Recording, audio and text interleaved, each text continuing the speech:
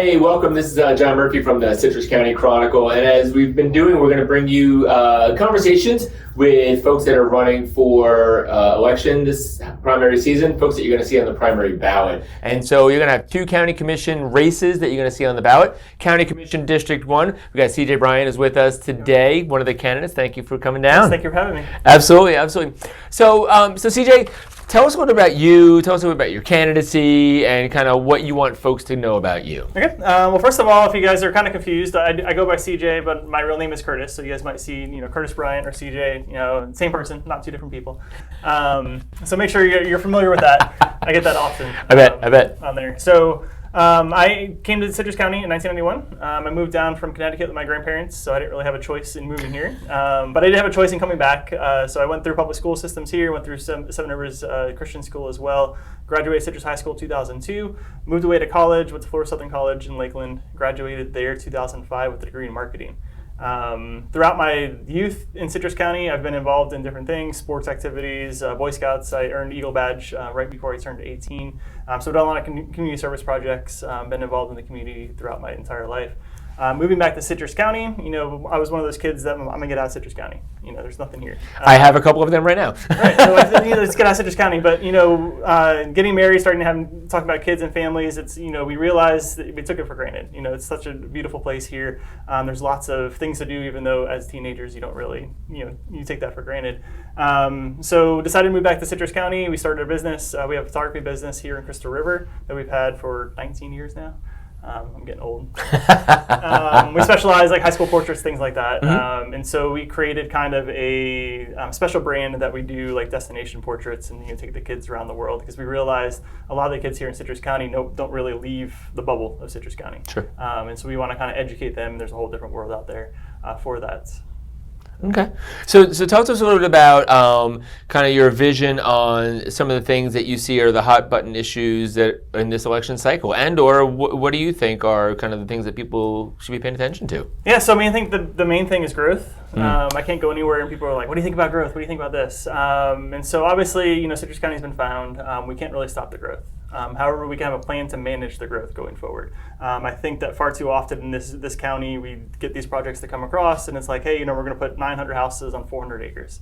I don't think that's what people here in Citrus County want to see.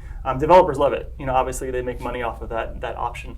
But Citrus County is a unique place. It's a special place here in the state of Florida, and we don't want to necessarily become like other areas. Keep our Citrus County, what Citrus County is known for, and what we've had. And so I think there's plans in place that we can get involved with and to manage that growth going forward. Okay, so you are you're the challenger to incumbent, mm-hmm. right? So let folks know, what are those things? What's that one thing, or what are those couple things that you think set you apart from your challenger? Yeah, so the main thing is just the amount of research that I do. Okay. So I'm one of those people that I love to research things, I like to look things up, and so I don't want to have an opinion about anything until I look at all the different facts. I'm also able to weigh both different sides of the equation. So far too often, people get locked into one specific idea, and there's no other outside options for that. Perfect example to that is the animal shelter. We look at the animal shelter. We've needed it for years. We've talked about it for years. For 15 years, something like that. Sure. The board has always said, we need a new shelter. Now there's an opportunity there for new shelter. They're laser focused on creating that one new shelter space, and they haven't really considered alternative options. So I've done research on different things, found different options out there available, and would present those to the board as, hey, there's this building available. We could do this with it, do this with it. So things like that. Just look at different options. Look at outside perspectives. Don't necessarily just focus on one specific thing. Also, I'm one of those people that likes to get stuff done. I hate watching politicians get up there like, hey, road resurfacing.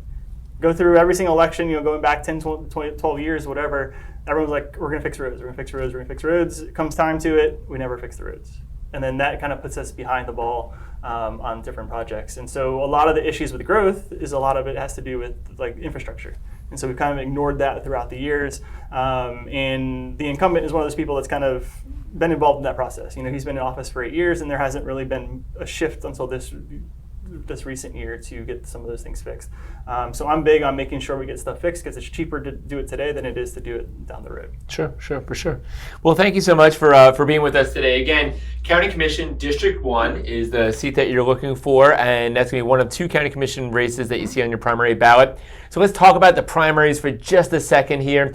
I just want to implore you, it's always important that folks are paying attention to every election cycle, but this primary season, like many primaries, many of our local races will be decided in the primary. And so I think it's important that you're watching this video and you do your research and you learn about the candidates that are running for office and you participate in the process. If you've not already requested a vote by mail ballot and you have that in front of you and you're looking at it and you're doing your research, I want to remind you some of important dates. We have early voting will begin on August the 9th. Got to look at my notes. August the 9th and run through August the 17th. So that's early voting. That's every day during that period. And then we have, of course, Election Day, which is going to be on August 20th, 7 a.m. to 7 p.m. CJ, County Commission candidate for District 1. CJ, thank you so much for your time. Thank you, sir. Appreciate it. Yes, thank you.